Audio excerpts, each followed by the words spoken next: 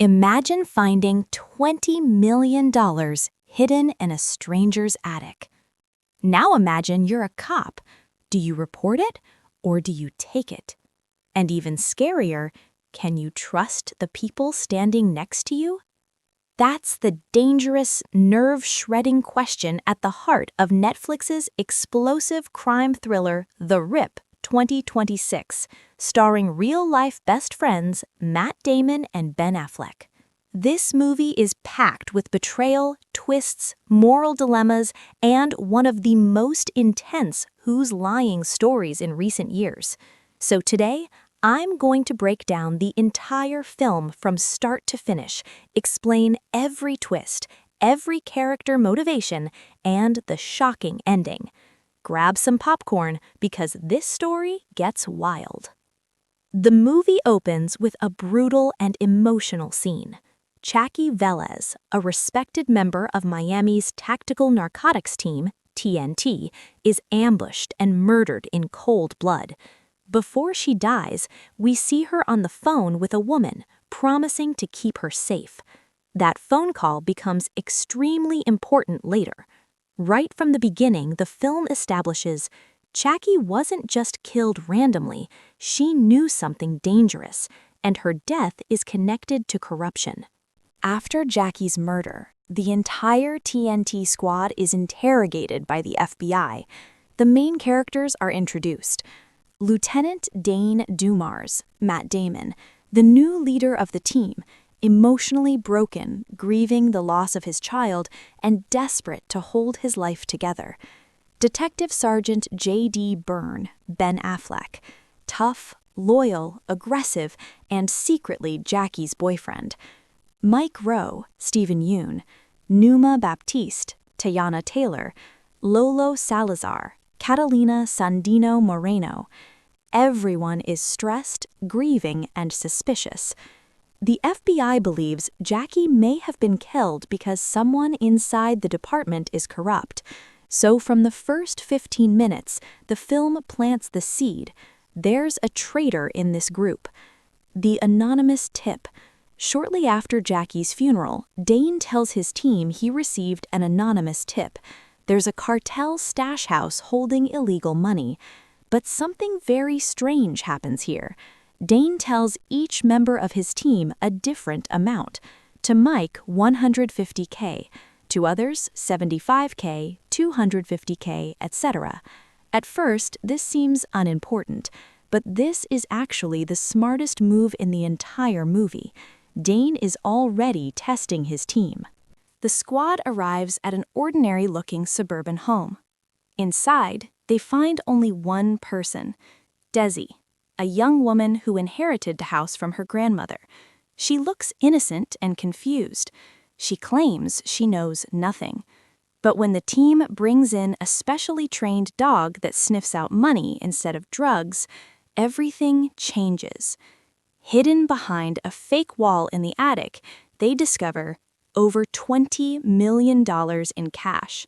Suddenly, the entire situation explodes. This is not a normal bust. This is life-altering money. From this moment on, the movie stops being just a cop thriller. It becomes a story about temptation. Everyone in that room silently thinks the same thing. One bag of this cash would change my entire life. Right after finding the money, Dane does several things that make him look very guilty. He confiscates everyone's phones. He refuses to report the find. He insists they count the money privately. He won't call headquarters. To the team, it looks like Dane is planning to steal the money. Even JD, his lifelong best friend, begins to doubt him. Then the situation gets scarier. A mysterious caller phones the house and warns them, "Leave now or people will die over $150K. That line is crucial because $150K is the exact amount Dane told only Mike. This is the first major clue that someone on the team is leaking information. Fear and suspicion take over. Who tipped off the cartel? Who can be trusted? Who killed Jackie? JD becomes so unsure about Dane that he secretly calls a DEA agent named Matty Nix for backup. This decision changes everything. At one point, Dane and JD get into a brutal physical fight in front of the team. It looks like two lifelong friends falling apart, but later we learn this was all staged. Dane and JD were pretending. They were acting like they didn't trust each other to trick the real snitch. When Dane, JD, Mike, and Maddie load the money into a vehicle, Dane suddenly confronts Mike. JD reveals Mike's burner phone, and Dane explains everything. Remember how Dane told each person a different amount? When the caller mentioned $150K, Dane instantly knew only Mike had been told that number, meaning Mike Rowe is the traitor. When Mike calls his secret partner, Matty Nix's phone rings. The DEA agent who was supposed to help them is also corrupt. So the truth is revealed. Mike and Matty were working together. They leaked information, and one of them helped kill Jackie. A violent shootout breaks out inside the vehicle. Mike escapes with a bag of cash. Matty drives off with the rest. Dane chases Mike. JD chases Matty. Dane captures Mike after a brutal fight. JD confronts Matty. Matty tries to convince JD to split the money and disappear. JD opens the bags and finds nothing but old books. When Dane, JD, Mike, and DEA agent Matty Nix load the money into the vehicle, Dane finally confronts Mike. JD pulls out Mike's burner phone. Dane explains his plan. He staged everything. The fake fight with JD, the secrecy, the phone confiscation, all of it was to make the snitch panic and reveal himself. And it worked. Mike wasn't working alone. When Mike calls his secret partner, Mateo Matty Nix's phone rings. The DEA agent who was supposed to help them was also corrupt. So now we learn, Mike and Matty were partners. They were stealing RIP money, and one of them helped kill Jackie. Meanwhile, JD catches up with Matty. Matty tries to make a final desperate deal. Let's split the money, walk away rich. He assumes JD will be tempted. Then JD opens the bags. The bags are not filled with cash. They are filled with old books and junk, meaning the money was never in the car. Here's the genius part. While Mike and Matty were chasing fake money, the real $20 million was already safe. Numa, Lolo, Desi, and the dog were secretly transporting the real cash back to the police station the entire time. Dane used fake bags as bait.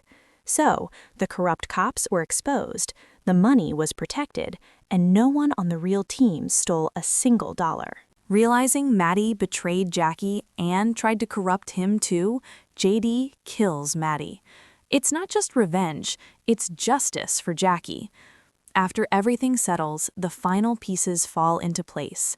We learn something powerful. At the very start of the movie, Jackie was on the phone with Desi, the young woman living in the house. Jackie was protecting her. Before Jackie died, she secretly sent Dane the address of Desi's house. That's why Dane went there, not because of a tip, but because Jackie trusted him. At the end, the money is officially returned, the team is praised, Desi gets compensation because her house burned down, the corrupt cops are gone. Then Dane and JD sit together on a beach at sunrise. They are exhausted, but at peace. A little girl plays nearby. Her mother calls out, "Jackie, come inside." This moment is deeply symbolic. It reminds them, and us, of the Jackie they lost. But it also shows life continues, justice was done, and Jackie's legacy lives on. The ending proves several important things. Dane never betrayed his morals. JD never betrayed his loyalty. The true villains were exposed. Jackie's death was avenged. Most importantly, the movie shows that even when surrounded by temptation, fear, and corruption, the RIP ends with a powerful moral. Being a good cop isn't about what you find, it's about what you choose to do with it.